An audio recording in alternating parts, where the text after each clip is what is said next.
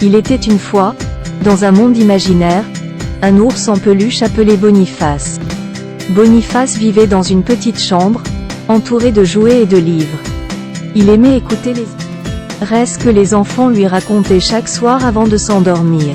Il était le compagnon le plus fidèle et le plus aimé de tous les enfants de la ville.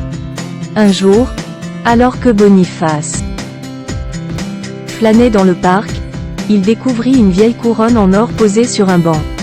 Curieux, il la prit et la posa sur sa tête. Soudain, tout autour de lui se transforma.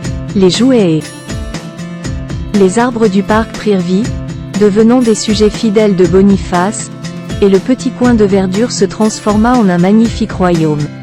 Boniface était maintenant le roi de ce royaume imaginaire. Ses sujets animés lui firent une grande fête pour célébrer son couronnement.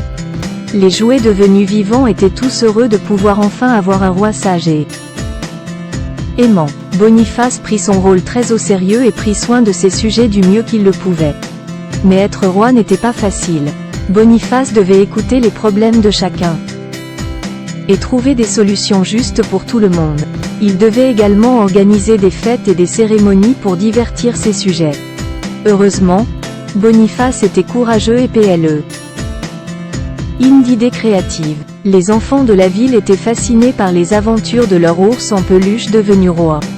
Ils s'imaginaient être ses ministres et ses conseillers. Boniface était beaucoup plus qu'un simple jouet, il était devenu un héros dans leur imaginaire.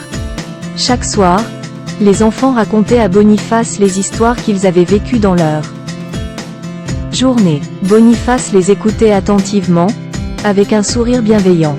Il aimait être roi dans son royaume imaginaire, mais il aimait encore plus être le confident des enfants il aimait tant. Et ainsi, Boniface, l'ours en peluche, était devenu le roi d'un royaume imaginaire, où l'imagination règne en maître et où l'amitié est la plus grande richesse.